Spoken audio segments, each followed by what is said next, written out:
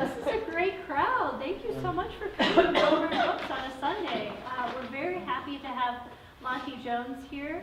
I'm going to briefly introduce him. He has books available. Many of you already have them. I'm sure he'd be happy to sign them for you afterwards. And thank you so much for coming to our store. Monty Jones is an Austin resident who has worked as a teacher, a newspaper reporter, and a university public affairs official. Cracks in the Earth is his first full-length book of poetry. Please welcome Monty Jones.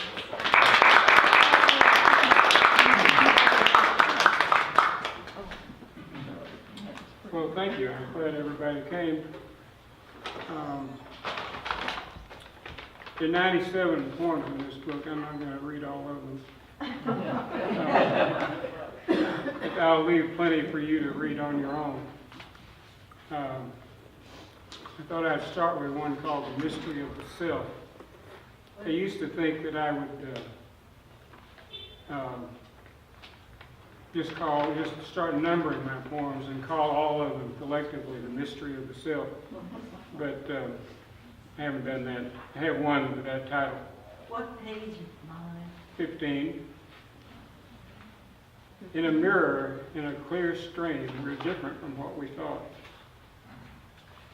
On a bright day, even in a bright moon, our shadow goes ahead or falls behind with a mind of its own and a purpose it does not wish to reveal.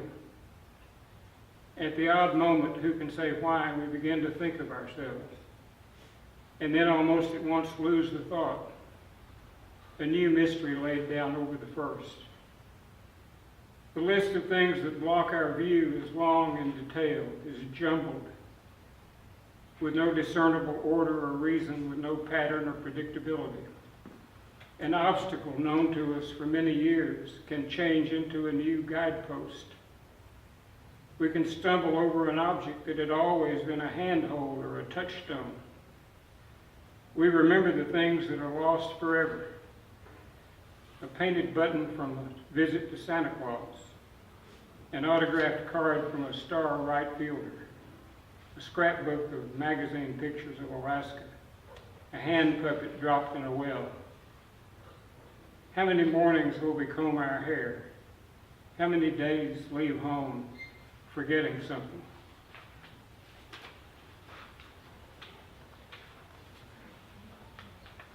I like to leave them hanging. And I have several poems about birds and bird watching. There are several in this book. I'll read one of them. It's called Like Birds. It's on page 16. We are like birds, the male and the female so different they could be mistaken for different species. Each of us nowadays is encouraged to look inside and find that part that belongs to the other. As clear an admission of our difference as anyone could ask for. The things we share are made stark by how they keep us apart. We need a language with a new class of pronouns, with verbs in unknown tenses and moods, with names for the unknowable. We need a way of finding our way, like setting forth with the feeling of being pulled. Only the angle of the sun, a constant companion. A bird that is supposed to be on the tundra will sometimes present itself on Long Island or the Zuyder Zee, thought to be lost, thought to be worth coming hundreds of miles to see. People in red and blue and yellow windbreakers with their spotting scopes and cameras. Men and women hunched along the littered beach looking for footprints scraped into the wet sand. Yet another hieroglyph for I.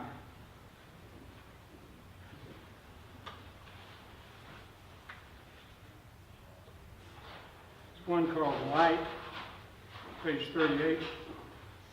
I have also several poems about light, called Light, 2 of them in this book. It's kind of dangerous to use the same title over and over, but because I can get them mixed up. But That's what I do. Light. Ask someone what it is and watch them laugh or make up something. Or tell you what they know about waves rolling ashore or sand-like particles in your eye. Yes, but what is it? What hits you when you turn over and see the blue sky back where it was, and see the trees reassembled, each green leaf, each vein of each green leaf suddenly in place? Light is color, matter is energy, time is space. Say it and turn around 3 times, and then 3 times the other way. See what happens. See if it works. Like a lock clicking open, like a bell beginning to toll. Is it what you think of when you think of nothing? Some final wisdom, more like an instinct than a belief. More like a flower opening than a lot of words.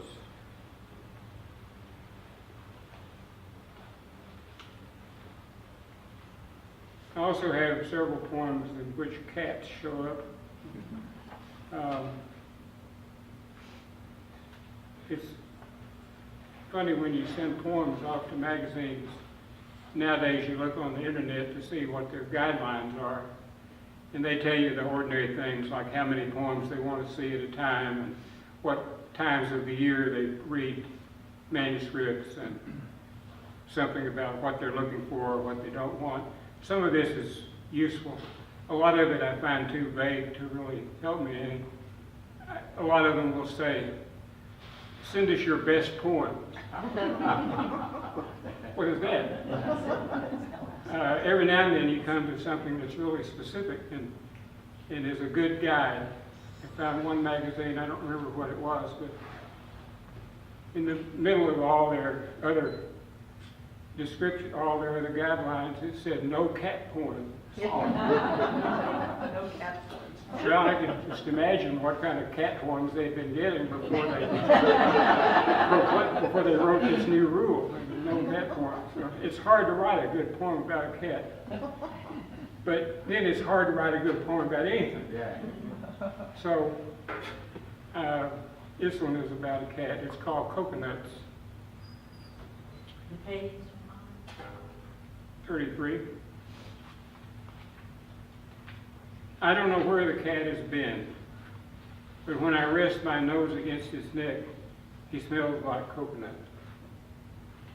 The inanity of personal expression has been called, and I agree that the unmythical life lacks power, that the ordinary drags us down. The world become only worldly. The stars humdrum. The cat cannot have long to live, 3 or 4 more years at most, then an eternity of nothing to be done. I leave a closet door open for him. I fold his blankets on a corner of the bed. I turn down the heat if he is too hot. When he wakes up, he is hungry. When he is full, he goes back to sleep. When the wind blows, we watch it. His diary would fill with such events. A paradise of days lived as if to last, going nowhere but to the window to see the small birds flying south, stopping here and going on, passing through again, headed north. Domesticity down to a ritual, except when he draws near, this island smell of coconut, of chocolate, of mango.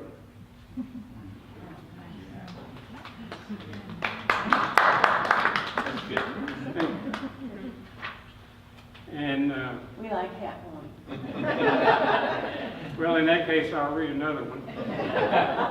On page 106, there's a cat in it, and there are also Russians in it. Probably everybody here remembers a time when it was well accepted that the Russians were the enemy. And so much so that there were hysterical people who thought, as the joke was way back, that they thought there was a Russian under every bed. And that was a way to denigrate these hysterical people. But Who knows what's under that? This poem also asks you to imagine that under the bed might be an entirely different room in your house, or an apartment that you might even rent out to somebody. Who knows what's under there? Anyway, it's called Under the Bed. My cat Myrna is under the bed again. I suspect she goes under there to talk to the Russians. She denies it, but she's lied before. Leonid, Nikita, and Joe were there off and on when I was young, when I went to sleep shivering about dying before I woke. Mikhail and Boris weren't there long, but they liked to sit with me in the den and have a beer. They seemed nice, if a little stiff. They had it fixed up like home, with curtains and a radio, flower pots on the sill, some photos on the wall, always a pot of coffee on the stove. Now these new guys are not working out.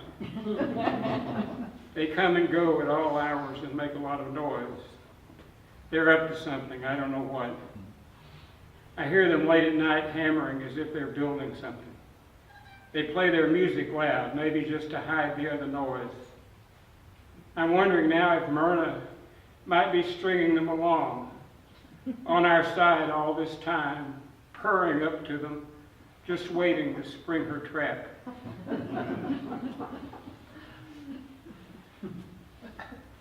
That's about all I can do about the Russia problem. I don't know what else to do. One day last year, the local newspaper had a story about the libraries of the future. I think it was related to the opening of the new public library downtown. And there was a quote in it by the chief librarian at UT. And this poem starts with that quote. It said, "Designing the libraries of the future will require sacrificing some of the nostalgia for silence and paper." So this poem is called Silence and Paper. Page 107. That's me, sitting within myself, waiting for, no daring everything to burn. My books are off the grid. They fade in the sun and grow mold in the dark. The cat rubs its face on one if I leave it on the bed. I miss them already, scrolling up and down, looking for my place, longing for Bodoni, it's a typeface, carved with a knife, not a laser. The library I use has 6 floors and 8 million books. It is a rhomboid, and I'm always turning the wrong way. It has everything I've asked it for, or can borrow it from Illinois or Pennsylvania in 2 or 3 weeks. When I was 5, I found a book in a 2-room library about the monarch butterfly. I read it in a whisper. This was years, of course, before we knew what we know now.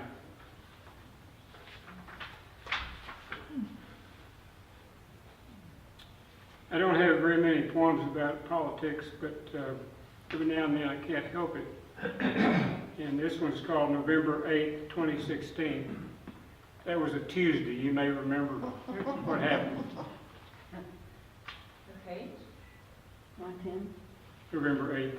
110. No, what page? Oh, 110. After all, we've been going mad for years. And after all, we've come to this. They're taking pot shots at the granite faces. They're pushing against the marble columns. We know the labor of centuries can be lost in a day, that continents move, that the earth can finally lift itself and shrug off the carefully placed stones.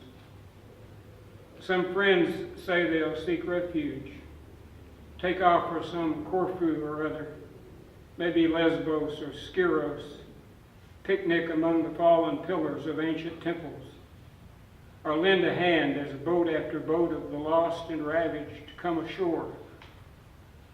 Others vow to stay and fight among our own ruins, our own island scattered souls.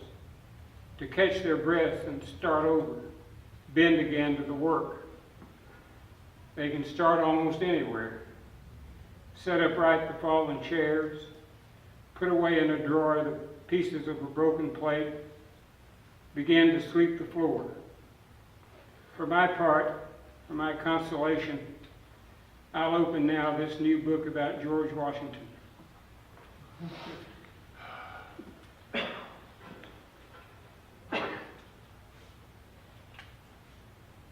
And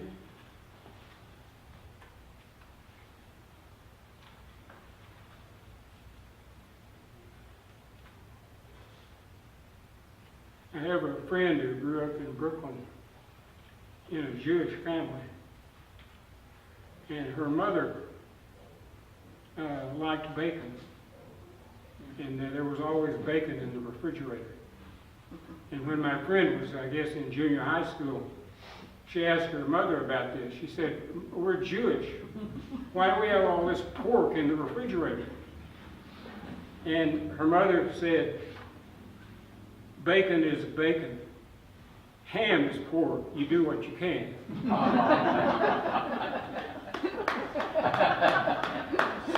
So this poem is called Bacon, and it starts with that quote. "Bacon is bacon. Ham is pork. You do what you can." Not Leviticus, but the rules are made to be lived, must be forced to fit the actual work of rising with the first light and thinking of something to eat before the day's clamoring street opens like one long argument. Your mother's taste for the forbidden reminds me of my Baptist aunts, rigid in their damnation of drinking, dancing, cussing, and the devil's playing cards. Though they look forward to their dominoes with the passion of children or the nasty old men on the courthouse square. So a taste for bacon, the fat, salty rasp of something crisp and gritty against the side of the tongue, even until it raises a tiny blister. A sharp edge to pleasure is a transgression that makes sense, as does the long absence of guilt's lightning bolt and the odds that it's only a game that anyone might play, as easy as fitting your feet into the silhouettes, leading you step by step across the floor.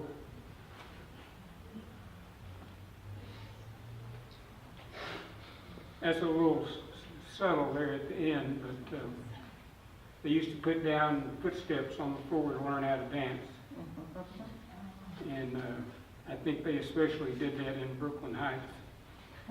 And of course, there's that earlier reference to the prohibition against dancing among the Baptists. So that's all that is. I have 2 poems in this book, 3 in this book, but I'll read 2 of them called Prayers.